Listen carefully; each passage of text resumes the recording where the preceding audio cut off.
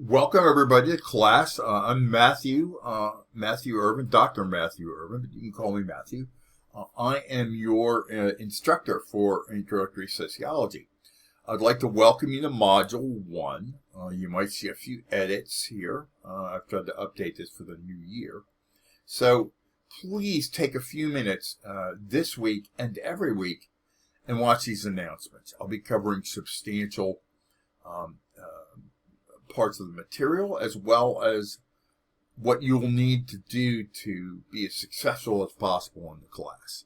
So without any hesitation, let's watch this video about Module 1.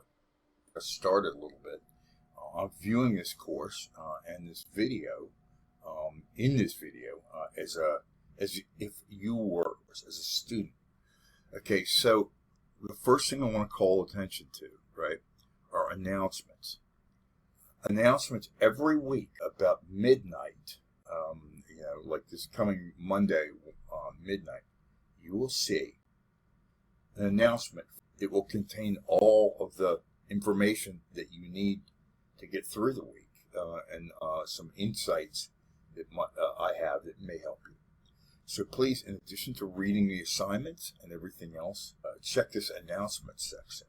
Okay, let's go in now to the learning modules. Okay, for this video, I'll be also emailing this to you as well as. Okay, so and in this first module, Module 1, we look at some of this. It gives you learning objectives. Basically, you can just personal experiences using sociological concepts and observations that you're going to reflect on. So here is a module overview, and every module, a real wealth of it. And so we go down here, see the important link, reading and resources. Now, one of these articles doesn't work, okay? I'm going to be providing feedback to the university. But don't worry about something. Usually we go through here, just go through and scan this material, right? There's also a great video on the sociological imagination. You do have to write a paper for this class, and we'll build the paper as we go along. Here are the resources. There's a library resource here, okay? You use APA style basics here. There's something called RefWorks. It helps you to do the references almost automatically. Okay, so here's our first discussion. Just keep in mind when the assignment says 50 to 100 years ago, that was quite a different time than 100 years ago, which was 1925. Some of you have captured that, but please keep that in mind. You might address both contexts. For large groups of people, there are fewer opportunities, certainly, than there are now. However, as someone correctly pointed out in their post, one of your classmates, indeed the civil rights movement in 1975 had began. So kind of ground yourself a little bit in whatever perspective you want to look at, and you'll be fine. Now, the next element we want to look at is your assignment. Let's take a look at this first assignment. Okay, there's a worksheet, right? Okay, and I'm now have to open that up. Hopefully it will load quickly. But what you're going to do is you're going to go out and you're going to look at some part of the world. It's taking a moment for this to load up. Pause this. Okay, we're now back on. What you're going to do, you're going to make an observation. Okay, you're going to choose a location and you're going to observe it. You're going to look, you're going to please tell me, and please erase this part that says insert text, okay? You can use this, you can download it and work on it yourself.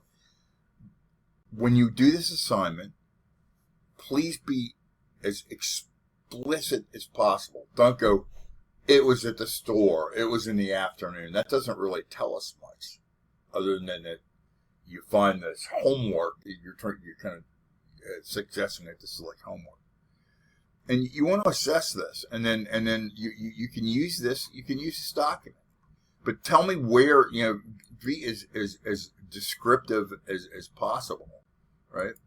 In your in your, you're what you're doing is you're being an observer, right? You're observing part of the world. Just write down some notes. Tell me about what's going on. Okay. It's great. Okay. And I would recommend like looking in your text or in other sources for field research. This is called, right, where we, as sociologists, we actually observe something up close, right? Okay. So that's the other. I think it's a pretty neat assignment here. Okay. So you do that, and then and upload your file, and then the next what you're going to do, right? 1.3 is not an assignment per se, but we want to get you start. A gentleman named Stephen Covey, about probably 40 years ago, wrote a book called The 7 Habits of Highly Effective People. And his motto was begin with the end in mind. So here you go. You can.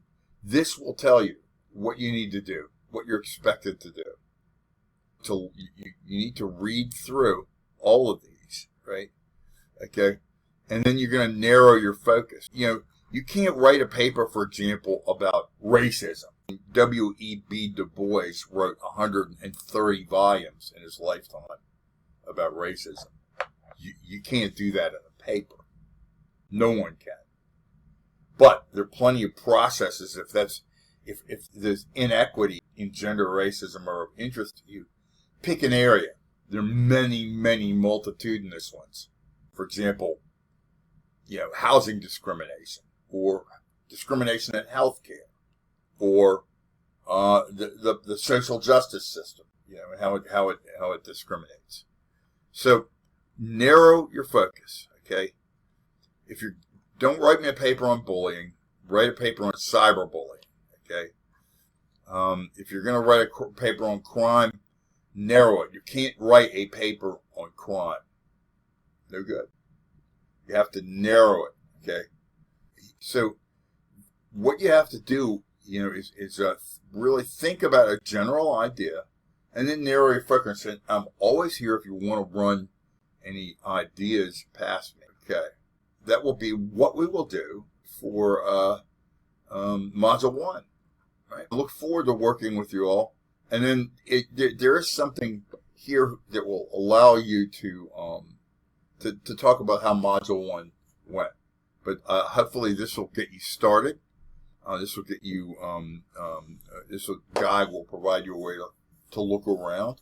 And we look forward to working with you. I look forward to reading your discussion post. Please also remember that by Sunday, you need to have posted one initial post. You're addressing the assignment, and responded to 2 of your classmates. Why is that important? Well, at Southern New Hampshire University Online, there are over 6,000 instructors and 70,000 students. It truly is a tremendous place. But one of the overarching cornerstones of Southern New Hampshire University is community. Right? We establish through our discussion posts an online classroom community. There's no other way to do that than to post your initial post and to read your classmates' posts and respond to those. Otherwise, the best you can get on a discussion assignment is 70% out of 100. Okay? So keep that in mind. All right? And I look forward to working with you. And again, welcome to class.